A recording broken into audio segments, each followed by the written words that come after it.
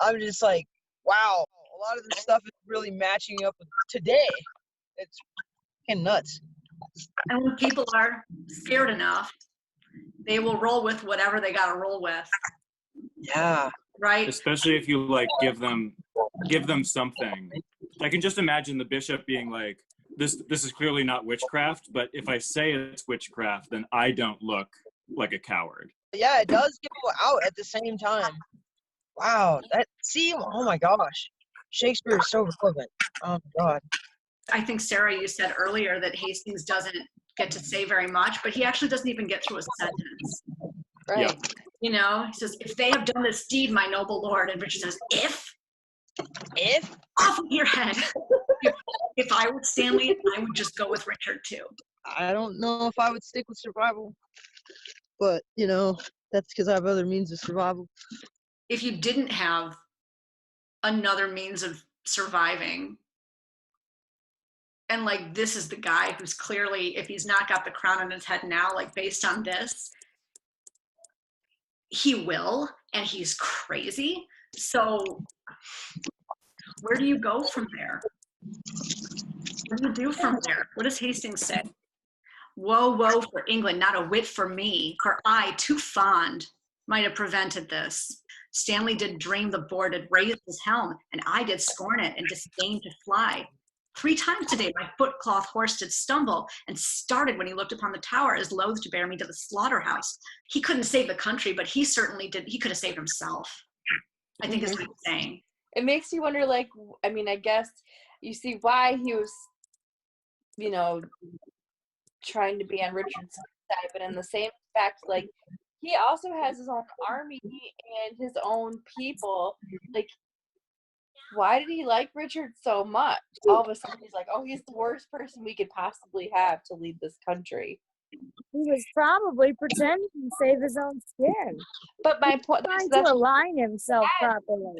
He did have, it's not like in the beginning before it like got this far, like he had people, like I said, he has his own army. It's not the same as having a kingdom. The question maybe is with Hastings, and later, with a lot of them actually, why is this what it takes? Yeah. Like how bad does it need to get? Or what is the cataclysmic event that needs to happen to make you see the big picture? You ignore stuff you can't change. I mean, if you know a person is going to behave a certain way and you're just trying to align yourself with them, you're going to overlook their character. Your only thought is to align yourself with them any way you can. And you think you do it the right way, and then come to find out you didn't. He says some really beautiful things at the end of his, at the end of his life when it doesn't matter. Mm-hmm. Yeah. Yeah. And again, they all do, right? They all get a speech before they die in this play. And they're all really smart in that speech. Yeah, and all of them generous. seem to be like, I coulda, woulda, shoulda in their speeches. Even Richard has like a sort of epiphany, and like right before I die, and he's like, "Oh my God, you're right. what have I done?" You know? Right. You're right. Yeah, they all do. But it takes an extreme event. Yeah, they're all dying or about to die. Why is that what it takes? I don't think people think that bad things can happen, or if they do, they're not going to happen to them. And then it finally does, and you're like, oh!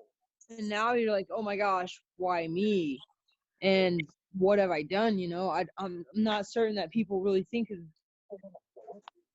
the negative things that can happen to them until it happens. Like you see all this horrible, he's doing bad stuff. Like it's gonna be bad, but you don't feel comfortable stepping in. Like nobody. It's just like maybe that's the lesson here. You can easily be trying to do the right thing and then get the wrong results. If that makes right. If that's both sides can be icky. Do they have good choices? Is any choice going to turn out well for these people? No. And if they all end up betrayed and dead and cursed and whatever else anyway, then why redemption? Is it redemption for redemption's sake, or do you accomplish something? You accomplish inner peace. Mm-hmm. It might not be for everyone else's sake necessarily. Maybe it is a little bit for other people to know, but it's really deep down, it's for you. It's so that you can feel some kind of peace with the decisions that you made. And no, I don't believe that it would have turned out any other way, no matter how they would have done things. I feel like they're probably incapable of seeing like what would happen, you know what I mean, or envisioning like what could happen if they were to act differently. Like they either saw it as like, I'm gonna die if I don't follow this guy, or something bad's gonna happen to me if I don't follow this guy. And that's the thought process of like probably end like they were, I don't think that they just had the capability of what if like we did something else. I think anybody would rather be at peace when, like, with what's coming, with what's happening, than for it to be a shock and painful. It's less emotionally painful that way if you can look at it face on and head on and say, yeah, this is what I did, this is what they did, and I'm okay with that. How did you go after the alliance or not go after the alliance? How did you take your death? Were you noble about it? Did you accept it? Or did you cower and try to throw others under the bus? I mean, what kind of person were you in your final moments? And that's what each of these speeches gives the audience. Bye, guys. All right, bye. Good night. Marsha. I just get out of here. All right, let me figure it out. I can totally kick you out if need be. Yeah, I know you can. You mute me to everything. She muted me, man. I know you have the power. I felt some type of way about that. I have the power. Okay. All right. Remove. Sarah won't leave. Mine only shows 3 participants, but I can. I'm gonna. mine's glitchy. Okay, we're good.